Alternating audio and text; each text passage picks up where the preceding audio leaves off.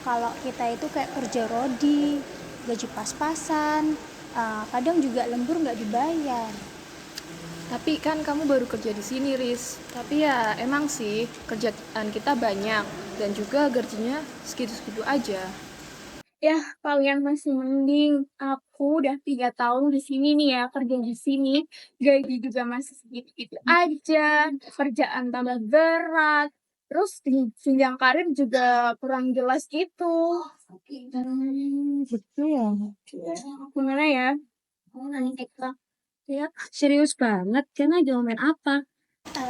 Ini lagi bahas tentang kerjaan yang banyak tapi kadang nggak sesuai sama gajinya. Aku juga ngerasa kayak gitu sih.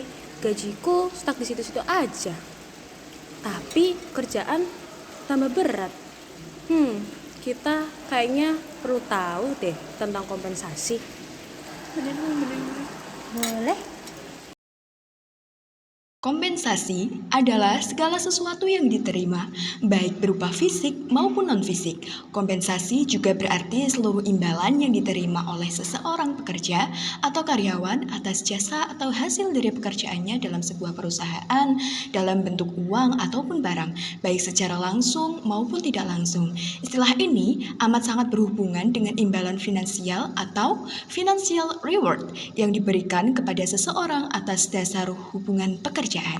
Besaran kompensasi bisa berbeda tergantung pada jabatan dan kinerja masing-masing karyawan.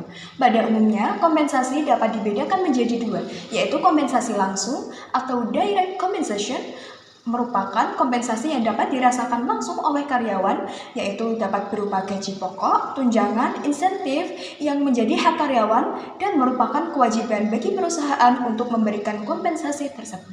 Kemudian yang kedua, kompensasi tidak langsung atau indirect compensation adalah kompensasi yang diberikan kepada karyawan sebagai upaya perusahaan untuk meningkatkan kesejahteraan karyawan. Kompensasi ini diberikan di luar dari gaji, tunjangan, maupun insentif. Kompensasi tidak langsung ini dapat berupa fasilitas yang disediakan oleh perusahaan untuk karyawannya seperti rumah, pelayanan kesehatan gratis, dan lain-lain. Oh, jadi gitu ya teman-teman. Kalau kompensasi itu nggak cuma tentang gaji. Betul. Jadi emang penting sih perusahaan itu punya sistem kompensasi yang adil dan juga transparan. Aku tuh pernah nolak kerjaan dulu yang gajinya lebih besar dari ini. Tapi ya gitu, kerjanya 12 jam sehari. Nggak worth it sih. Iya sih, dulu aku kerja juga itu atasannya tuh super duper baik, suka apresiasi. Jadi karyawannya itu semangat buat kerjain pekerjaannya. Nah, gimana nih kalau kita kasih tahu ke HRD kita tentang keluhan-keluhan kita nih, biar apa? Biar masalahnya tuh terselesaikan. Boleh tuh. Boleh. Yuk, sekalian kita masuk ya.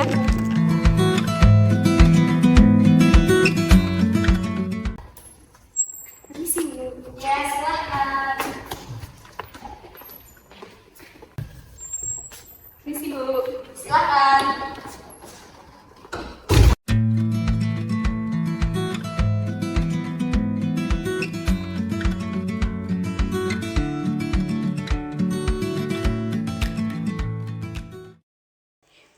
Oke ya teman-teman, berarti di bulan ini kita harus mencapai target ya. Nah, kalau kalian di akhir-akhir ini ada kendala apa saja sih?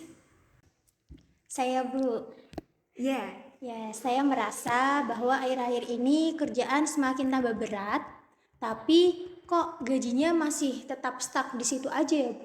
Baik, terima kasih atas masukannya dari Mbak Rizka. Nah, seperti yang kami lakukan pada saat ini, seperti menanyakan kepada kalian, gimana sih kalian akhir-akhir ini? Nah, saya dan kami sebagai HRD bukan cuma mengurus gaji karyawan.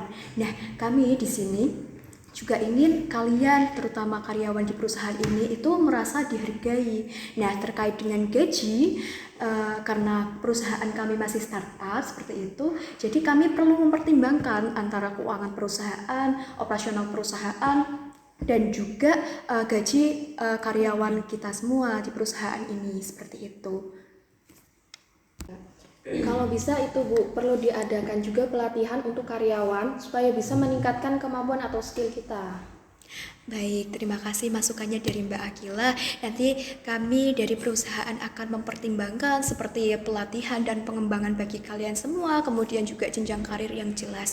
Karena feedback yang kalian dapatkan dari perusahaan ini bukan cuma tentang gaji, melainkan juga kalian akan mendapatkan pelatihan, kemudian juga pengembangan, penghargaan sebagai karyawan, kemudian jenjang karir yang jelas bagi kalian.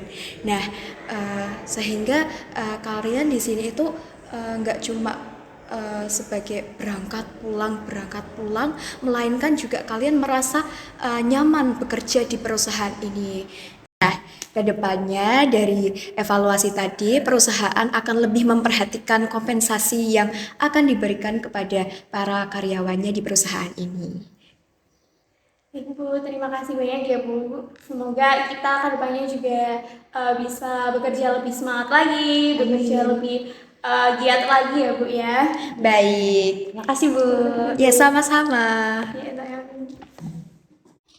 Adapun dampak pemberian kompensasi yang diberikan oleh perusahaan kepada karyawan yaitu pertama, produktivitas karyawan meningkat, kedua, membawa reputasi perusahaan menjadi baik, ketiga, perusahaan bisa mendapatkan karyawan yang berkualitas, dan yang keempat, memudahkan proses administrasi dan aspek hukum yang ada. Asas-asas kompensasi. Asas-asas ini harus berdasarkan pada sikap adil dan memang layak untuk diterapkan. Diharapkan hal ini pula bisa lebih memfokuskan pada peraturan tenaga kerjaan yang ada. Ada 2 asas dalam kompensasi. Yang pertama yaitu ada asas adil.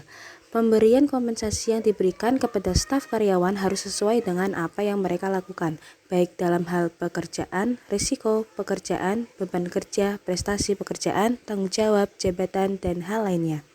Lalu yang kedua adalah asas layak dan wajar. Layak dalam artian di sini bisa mencakupi kebutuhan para karyawan pada tingkat yang normal. Hal ini bersifat relatif dengan pemberian upah yang sesuai dengan batas minimum dan telah diterapkan pihak pemerintah dan kondisi eksternal yang ada di lingkungan kerja.